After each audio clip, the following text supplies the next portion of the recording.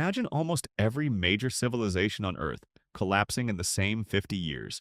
Not one empire, not one war.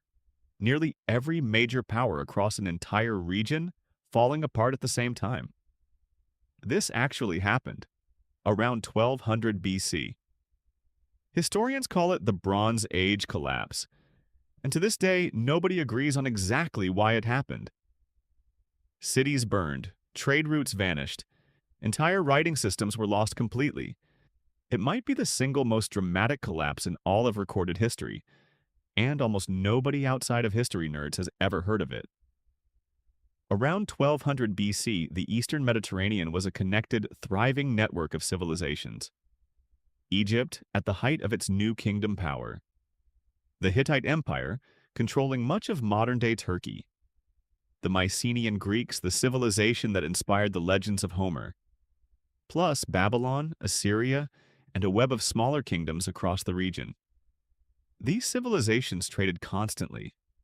Tin from one region, copper from another combined into bronze. An entire economy built on long, fragile trade networks stretching thousands of miles. Diplomatic letters between kings found by archaeologists showed genuine alliances and royal marriages.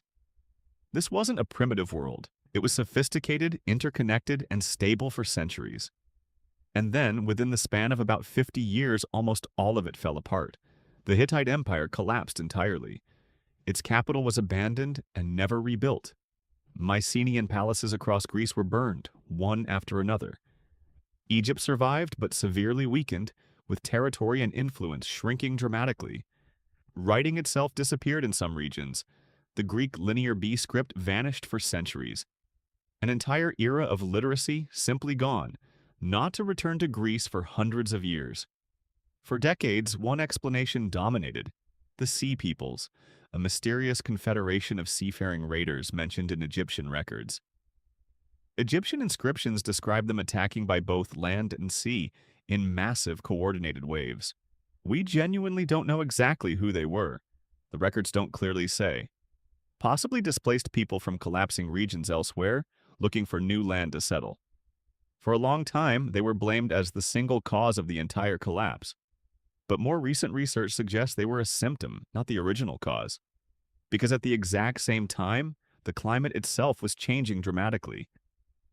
Tree ring and pollen evidence shows a severe, widespread drought across the entire region. Crops failed across multiple kingdoms simultaneously, not just in one isolated area. Famine letters from this exact period have actually been found, kings literally begging each other for grain. One letter from a Hittite king to Egypt reads almost like a modern emergency request. So picture the full picture. Drought causes famine. Famine causes desperate populations to migrate, looking for food and stability. Migrating populations create exactly the kind of chaotic raiding groups that became known as the Sea Peoples, which then overwhelms already fragile, drought-weakened kingdoms. Trade routes break down because the kingdoms managing them are collapsing, which causes shortages of tin and copper, meaning even less bronze, even less military equipment. A complete cascading failure. Climate, famine, migration, war, and economic collapse, all feeding each other. After the collapse, the region entered what's sometimes called a dark age. Population dropped dramatically. Some areas lost the vast majority of their people. Trade slowed to almost nothing for generations. But here's the part that's genuinely fascinating. From the ashes, something new eventually emerged. Ironworking spread rapidly across the region, partly because bronze trade networks had broken down. Iron ore was far more locally available than the tin and copper bronze required. Civilizations no longer needed those long, fragile international trade routes just to arm themselves.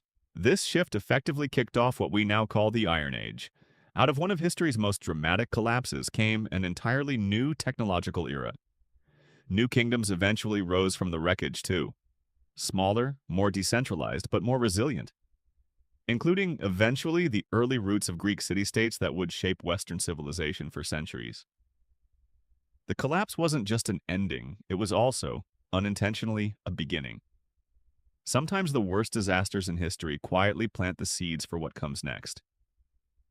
The Bronze Age collapse is proof that even the most connected, advanced world can unravel. Climate, famine, migration, and war, all reinforcing each other in a single devastating cycle.